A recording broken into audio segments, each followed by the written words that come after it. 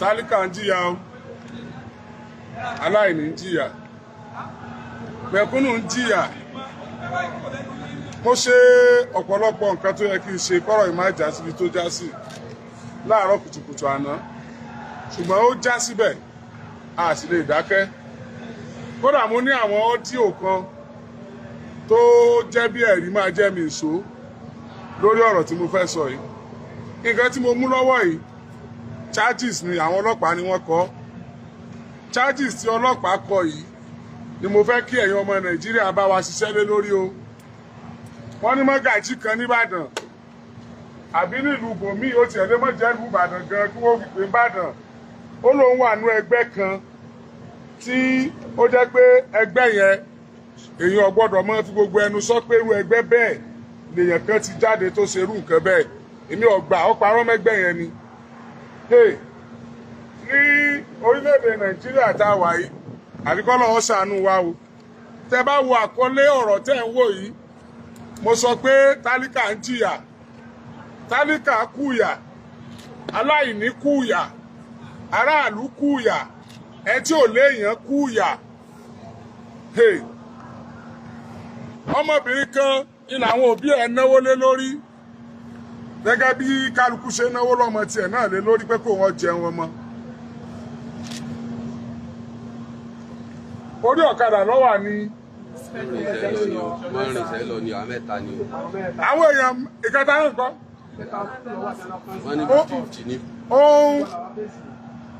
ó mú ọjọ́ Sunday ìní ìmọ̀kọ́ bọ̀ lé tí àwọn òbí rẹ̀ tí wọ́n fẹ́ ṣe mọ̀mí mọ́ introduction a graduate of the Polytechnic Ibadan táwọn òbí ẹ̀ ti náwó lé lórí aláìní làwọn òbí rẹ̀ ní ọjọ́ Wednesday tí í ṣe ìjẹta lọ́wọ́ ìrọ̀lẹ́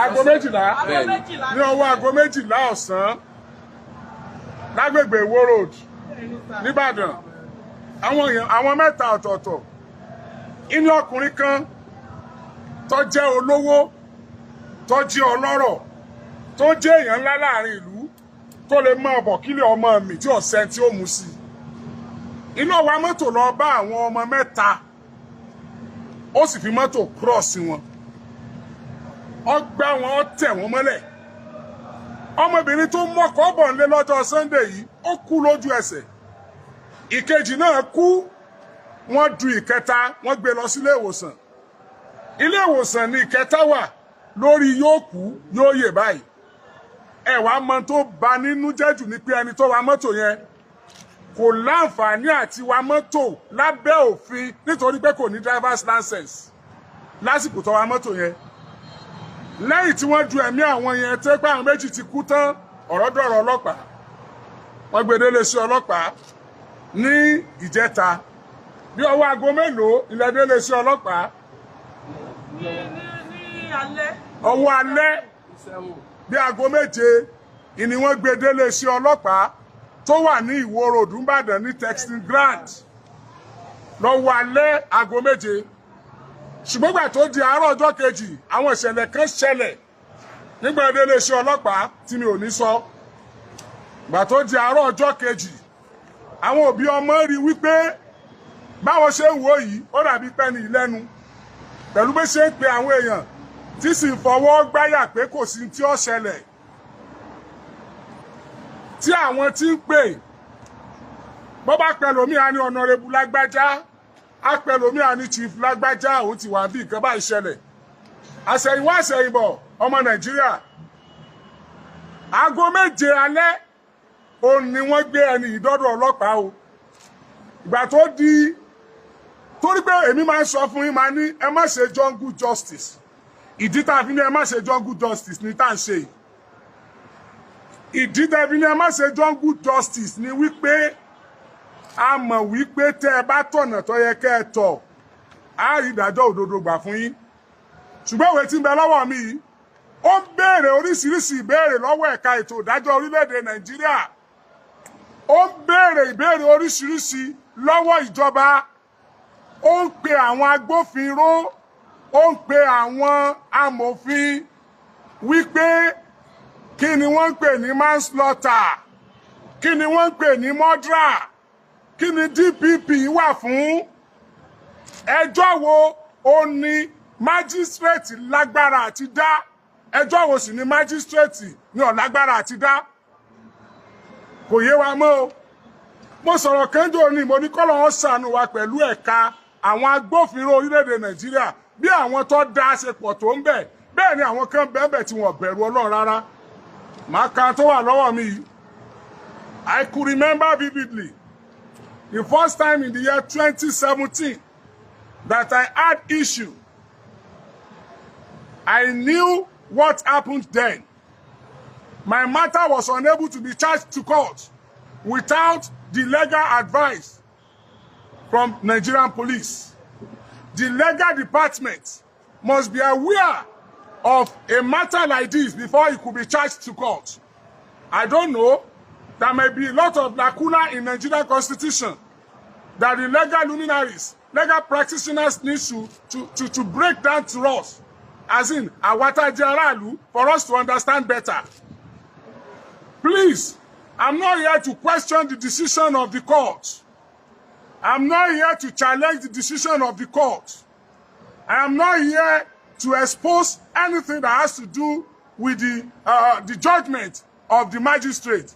But I'm questioning this charge, and I'm questioning why will somebody that killed 2 people, why will somebody that killed 2 persons will be go to court with this charge? Why ti magistrate ń dájọ́ ẹni tó pa èèyàn méjì láì ní driver's license? Is it not even a criminal for somebody láti máa wa mọ́tò without driver's license? And at the end of the day, ó wá pa èèyàn méjì and ó wá jẹ́ pé tá a fi gbé leléyìí. Ẹ̀yin ọmọ Nàìjíríà, ẹni tí wọ́n pa ọmọ rẹ̀ wà ń bí. Ẹni tó fowó nápò rán ọmọ lọ school tí wọ́n pa ọmọ rẹ̀ wà ń bí o. And you know the problem, ọmọ kejì tí wọ́n pa ọmọ méjì lẹ́ni tó bí ọmọ ẹbí, ọmọ méjì péré. Ọmọ àkọ́kọ́ ó wà nínú problem yóò kú yóò yè ni wọ́n tún gbọ́ pé ẹnìkan tún wa mọ́tò ó fi pa kejì. So irú ẹni yẹn ó dẹ̀ lè máa make a call wípé kán máa bó ń pe o àwọn fẹ́ wọ court báyìí àmọ́ magistrate ó ṣèdájọ́ eléyìí kán tètè máa tẹ bọ́tì. A dẹ̀ lọ sí police station láàárọ̀ ọjọ́ kejì wọ́n mú ẹni yẹn ní 7 p.m. láàárọ̀ ọjọ́ kejì by 9 a.m. What are you telling me? By 6 a.m. Let me say 7 a.m. Let me put it that way. Ẹ jẹ́ fún wọn ní grace. 7 a.m. láàárọ̀ ọjọ́ kejì àwọn ọlọ́pàá ti gbé ẹni yẹn sínú mikra wọ́n ti gbé lọ sí court ní 7 a.m. wọ́n dẹ̀ jókòó sí court yẹn títí di 9 tí adájọ́ dé ìyẹn magistrate court níbàdàn north east níbàdàn north east. Investigation mélòó lọ́lọ́pàá ti ṣe? Kí ló ń kọ́ ọlọ́pàá lójú? Kí ló ń kọ́ ọlọ́pàá lójú? Investigation mélòó lọ́lọ́pàá ti ṣe? Tẹ́bí sáré lọ́sẹ̀ lọ sí court láàárọ̀ ọjọ́ kejì. Kí ló ń kọ́ ọlọ́pàá lójú? Ẹ wá já béèrè irú charge wo náà fi wá gbé ẹni yẹn? Lẹ jẹ́ kí n ka charge. Charge ni mo fẹ́ kà fún yẹn ọmọ Nàìjíríà o. Ẹni tó pààyàn méjì láì ní driver's license tí ó sì tún já wípé ẹnì kẹta wà ní ẹsẹ̀ kan ayé ẹsẹ̀ kan ọ̀run nítorí pé aláìní làwọn tọmọ wọn kú ní ò question ilé ẹjọ́ lẹ́ẹ̀kan sí ṣùgbọ́n wọ́n faraàlú ní report charge táwọn ọlọ́pàá kọ. I communicated the PPRO, Oyo State Police Command. He spoke very, very well. Very intelligent man. Gbogbo ògbésẹ̀ láti prevent kí wọ́n gbé ẹni yẹn lọ sí court láàárọ̀ àná pẹ̀lú irú charge eléyìí it proves abortive. It proves abortive. Àwọn ọlọ́pàá yẹn go ahead pẹ̀lú charge eléyìí fún ẹ̀tọ́ pààyàn méjì. Ẹ mọ̀ gbọ́ o, kò fi mọ́tò gbá yẹn o, kán lẹ́ni yẹn fẹ́ kú o, kì í ṣe pọ́ kéèyàn lẹ́sẹ̀ o. kì í ṣe pé mọ́tò méjì gbára wọn o ẹ máa gbọ́ charge o. The Chief Magistrate Court, Oyo State of Nigeria, in the Ibadan Magistrate District, holding at Ibadan Northeast, Iwo Road, Ibadan. Charge number 062MY 2025. Commissioner of Police versus Ogunsesan Samson, male, 59 years. That you, Ogunsesan Samson, male, on the 6th of August 2025 at about 12:30 p.m. at along Iwo Road, Ojo Express Road, Ibadan, in the Ibadan Northeast Magistrate District, being the driver in charge of one Lexus X6 460 with registration number YAB 772EH, drove in a dangerous manner and caused the death of Abimbola Rasaki, female, age 22 years. Akisola Israel, male, age 27 years, and thereby committed an offense contrary to Section 18, punishable under Section 81 of Road Traffic Act Cap 145 Law of Oyo State, Nigeria, 2000, Traffic Law. Count 2, that you, Ogunsesan Samson, male, on the same date, time and place, in the aforementioned drove in a dangerous manner to cause a fracture injury to one Peter Ogbu, male, age 32 years, and thereby committed an offense contrary to Section 18, punishable under Section 81 of Road Traffic Act Cap 145 Law of Oyo State, Nigeria, 2000. Count 3, that you, Ogunsesan Samson, male, on same date, time and place, in the aforementioned Magistrate District, and drove on Lexus 6 X460 with register number YAB 772EH on public highway, without driver's license, and thereby committed an offense contrary to Section 7, subsection 1 of Road Traffic Act Law of Oyo State, Nigeria, 2000. Ẹ̀ṣẹ̀ tó mú date of arraign 7th August 2025. SP Adegbayo Wuraola, Division Traffic Officer 1, the Nigerian Police, Agodi Ibadan.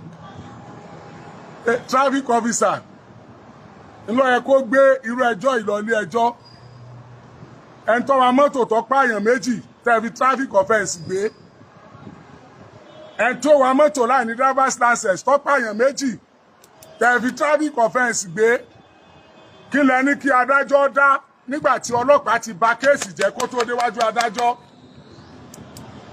adájọ́ wá fún ẹni bẹ́ẹ̀lì kó múyàn méjì wá pẹ̀lú àwọn nǹkan kan ó sì fún ní bẹ́ẹ̀lì bí mo ṣe ń sọ̀rọ̀ yìí ó ṣeé ṣe kó ti perfect bẹ́ẹ̀lì ẹ̀ kó ti wà nínú ilé ó lè máa jẹun lọ́wọ́ tó bá ti perfect bẹ́ẹ̀lì ẹ̀ ó lè máa sùn lọ́wọ́ tó bá ti perfect bẹ́ẹ̀lì ẹ̀ kódà ó lè máa jó lọ́wọ́ nítorí pé wọ́n are connected. Iléeṣẹ́ ọlọ́pàá ẹni tó pààyàn méjì pẹ̀lú mọ́tò wíwà láì ní driver's license ẹ fi traffic offence gbé offence tí wọ́n fi gbé ẹni tó jáná ẹ fi traffic offence gbé offence tí wọ́n fi gbọ́kadà méjì tó gbára wọn ẹ fi traffic offence gbé mọ́tò méjì tó gbára wọn tí kò sẹ́ni kankan ẹ fi traffic offence gbé ẹni tó overtake lọ́nà tí ò tọ́ ẹ fi traffic offence gbé offence tí wọ́n fi gbérú àwọn yẹn lẹ́ fi gbé ẹni tó pa èèyàn méjì lẹ́ẹ̀kan náà without driver's license because it's connected.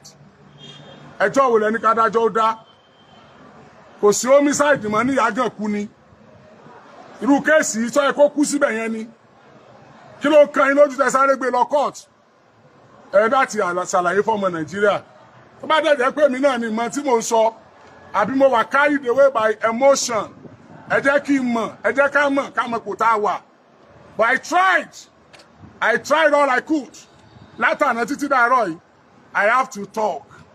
This is what I'm being made for. This is why I'm still living. And this is my calling. I have to say it the way it is. I want to come on be. They cannot be crying in my presence. And I turn my back at them that I'm less concerned. Irrespective of your dignity, irrespective of your level of connections in the society, the life matters. The life matters. You took 2 lives. Ọ̀pàyàn méjì lẹ́ẹ̀kan náà. Ọ̀sọ̀ ìyá ọmọ yẹn di aláìrọ́mọ ẹ̀ mọ́. Ọ̀sọ̀ bàbá ìdá aláìrọ́mọ ẹ̀ mọ́. You are now telling us how connected you are. This will not move. This will not fly. We won't take this. Ọmọ Nàìjíríà kíbi tẹ́ bá ti ń gbọ́ mi dákèjádò àgbáyé. Chat yẹn nìyẹn o. Níbo ni manslaughter wà? Tí mọ́dúrà ò bá lè gbé, ó yẹ kí manslaughter lè gbé. Ẹ̀yin ọlọ́pàá náà lè mú wá gbogbo ìgbà tẹ́ sọ wá dẹni tó mòfin. Tí mọ́dúrà ò bá lè gbé, ó yẹ kí manslaughter lè gbé. Màmá ẹ máa bọ̀. Bàbá ẹ máa bọ̀. Ẹ̀yin wọ́n pọ̀ ọmọ yín. Mò ń gbọ́. Èmi ni o, ẹgbàá mi ọmọ Nàìjíríà o. Ọmọ mi mọ kọ́ ọmọ Sunday. Ó ti fi lọ́jọ́ mi. Wọ́n ti ń bá ṣe físà rẹ̀. Àwọn èèyàn ọkọ rẹ̀ láti lọ ṣèkéde ara. Ìyà ti jẹ mí o, ẹ gbà mí o. Ẹ gbà mí o, wọ́n ti fọwọ́ ọmọ mi. Ẹgbà mi ọmọ Nàìjíríà ẹgbà mi ọmọ jẹ yóò jẹ mí gbé. Ọmọ ọ̀dọ̀ alámúlàmù ń ṣe tí mo fi rán wọn nílé ìwé ẹgbà mi. Ẹ ṣàánú mi o, ẹ ṣàánú mi o, ẹgbà mi o, alájí ẹgbà mi. Ẹ má jẹ yá ọjà mi gbé. Wọ́n ti fẹ́ fọwọ́ lágbá mi lójú. Ẹ ṣàánú mi. Ṣàánú mi. Ẹ ṣàánú mi. Mátà mi kún òbí iṣẹ́ nípa ọmọ mi ti kú ìjẹta. Ẹ ṣàánú mi, ẹ má jẹ́ yọ ọ̀jẹ̀ mi gbé. Alábàárò mi nù. Olùbàdàmọ̀ràn mi nù. Ẹ ṣàánú mi, ìyà jẹ mí. Ẹ má jẹ́ yá mi ó gbé. Ọmọ ọ̀dọ́ ló ń jẹ mò ń ṣe. Mo lè dákọ̀ ọbẹ̀ má lọ béèrè. Ẹ ṣàánú mi, gbèsè mo jẹ débẹ̀. Kẹ́wàá wọn wo obìnrin tí ó sáré gbé kéèsì lọ kóòtù yìí tọkọ ọrú chájì rádaràda ìfẹ́ tó pààyàn méjì obìnrin ló náà o ọ̀sẹ̀ tí ọmọ ibi tí obìnrin kọ̀dí sí bímọ ká tó sọ pé kí aboyún kọ́kọ́ ìdí sí náà o obìnrin ló náà o kò dúró dé DPO rẹ̀ ó ti sáré gbé mọ́tà yẹn lọ kóòtù pẹ̀lú chájì rádaràda yìí nígbà tí mọ́tò méjì gbára wọn tí àwọn tọ́rọ̀ bá tiẹ̀ ṣẹlẹ̀ sí ò bá lè interpret charge ṣé wọ́n léèyàn ni àwọn ènìyàn sunkún débi lóru òru àná ni mo bá àwọn ìyá yìí bí tí wọ́n sunkún tán gbéra yìí lẹ̀ òru àná ni mo bá wọn bẹ̀ you know the funny thing gbogbo recordings tí àwọn family ọmọ tí wọ́n pa tí wọ́n ṣe tí wọ́n fi dé police station ọlọ́pàá gbà lọ́wọ́ wọn ó dẹ̀ delete from their phone ó gba phone lọ́wọ́ àwọn ẹbí victim ó dẹ̀ delete kódà ó tún sọ fún wùmọ̀ yẹn pé òun lè lock it up police station ìdí àpẹ̀mbí texting grand. Police station testing ground be. I have nothing against the police, but I have a lot against injustice. I have a lot against injustice. Ọmọ Nàìjíríà, àwa oníbọn o, àwa ọ̀làdá, ṣùgbọ́n a ní voice. Tí ẹ bá ń pa ohun ọmọ lẹ̀pẹ́ lè pa wọ́n gbé.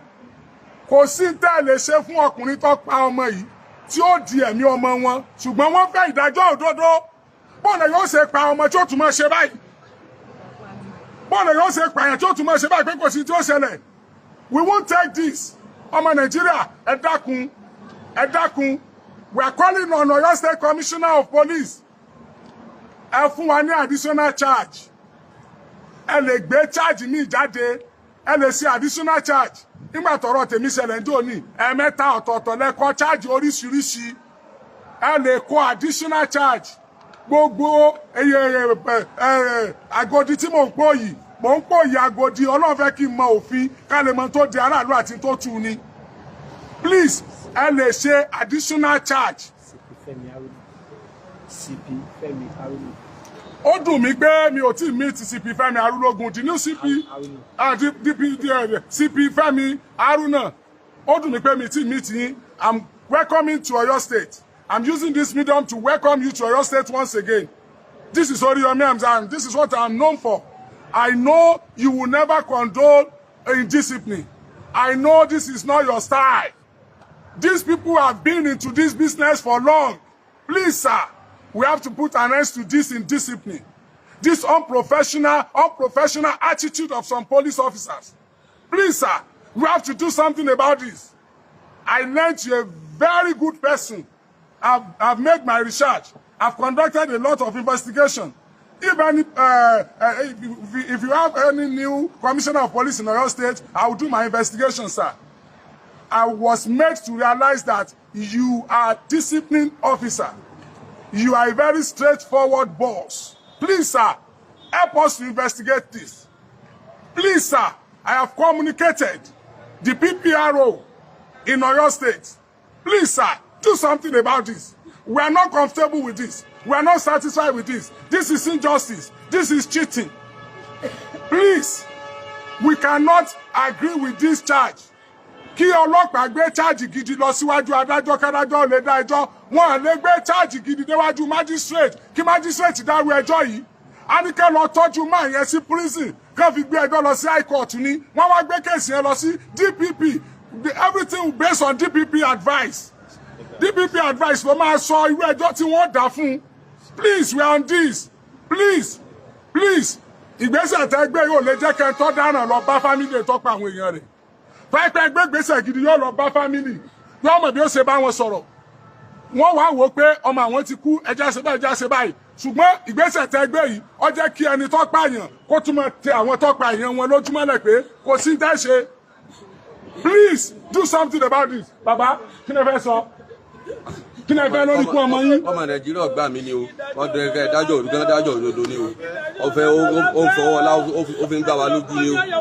Ọmọ mi mú ọmọ kọ́ bọ̀ wálé ní ọdún ní Sunday tí ń bọ̀ yìí o. Ó ti ṣe físà, wọ́n ti ṣe físà rẹ̀, ọkọ rẹ̀ ti ṣe físà fún o pé báwọn kọ́ ọmọ bá ti ṣe tán kọ́ ọmọ ọbọ̀. Ọ̀kadà mò ń gún o. Ọ̀kadà mò ń gún tí mo fi ń tọ́jú ọmọ mi o. Tí mo fi ń rán lọ léèwé o. Ìyá rẹ̀ ọmọ ọ̀dọ̀ ni ìyá rẹ̀ lọ ṣe o. Ẹ̀dá kò jà lóòjó mo fẹ́ o. Ẹ̀jọ̀ nítorí Ọlọ́run o. Ẹ gbà mí o. Agídí ọwọ́ aláwọ̀ fi gbá wa lójú o. Àti ṣe bá léèyàn ní o, ẹ gbà wá o. Àti nípa léèyàn ní o. Àti nípa léèyàn ní o. Ẹ bẹ́ sọ kankan. Ẹ mọ̀ bọ̀. Ìdájọ́ òdodo lábẹ́ o, àti bàbá òde ọ̀yọ́ wá kó òlù sí àkòsí náà wọ ní o. Àti bàbá ẹ̀ ní o. Ẹ dákun ẹ gbà wá o, ẹ ṣàánú wá o. Ẹ mọ̀ jù wọ́n fi ìyá ìjẹ wá gbé o. Kọ̀ǹkọ̀ kádà, kòkó wọn tẹ̀sẹ̀ ló fi rìn tí ẹ fi pa òkú ẹ̀rẹ̀ dákun ẹ ṣàánú wá ìyọ̀ wá kó lóhùn wàhálà táwọn wá ìyọ̀. Ẹ dákun ẹ̀yọ̀ wọ Nàìjíríà ẹ ṣàánú fún wa o. Ẹ ṣàánú fún wa sínú ọ̀pọ̀ orí rẹ̀ yóò kóra ọmọ tèmi náà. Tọ́lá ẹgbẹ́ mi ní ọ̀padà dùn. It's all right. It's all right. It's all right. Àtijẹ́ta náà ti wà lórí ẹkún dìsìn. Àtijẹ́ta ni wọ́n ti wà lórí ẹkún dìsìn. Gbogbo ẹni tí ó bá ní fojú sunkún ọmọ kò ní sọ wípé ẹni tó pa ọmọ ọlọ́mọ òun ó daṣọ bò lásìkò ìgbà náà. Ẹni tí ó bá wò pé òun ó daṣọ bò ẹni tó pa ọmọ ọlọ́mọ òun náà fojú sunkún ọmọ tiẹ̀ náà ni. Tó bá ní káwọn tó ní káwọn tó bí ọmọ kọ́ mọ́ jèrè ọmọ.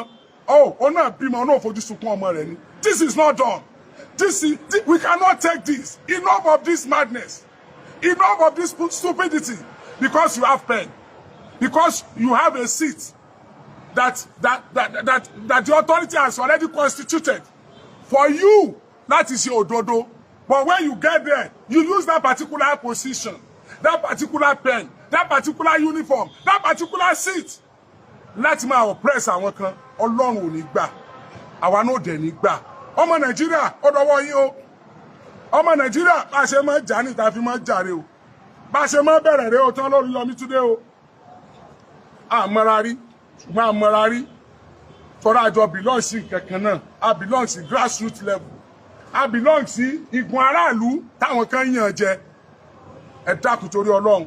Ẹ̀yin adájọ́, ẹ̀yin agbófinró, ẹ jọ̀ọ́ ẹ bá pera yín o. Ẹni rẹ̀ pọ̀ nù yín o, èèyàn dáadáa pọ̀ nù yín o.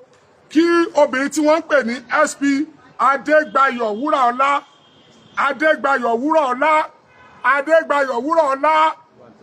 ọlọ́pàá tó wà ní testing ground, ọlẹ́jọ́ láti jẹ́ lójú gbogbo ọmọ Nàìjíríà. o ní ẹjọ́ láti jẹ́ lójú gbogbo ọmọ Nàìjíríà ìdí tíjọba fi sanwó fún ọ o ní láti ríru kéèsì kó dẹ̀ gbogbo àbí tó yẹ kó gbà eléyìí ṣe traffic offender the man is not a traffic offender please ọ̀rọ̀ yẹ kó di homicide if not murder where is manslaughter God bless you.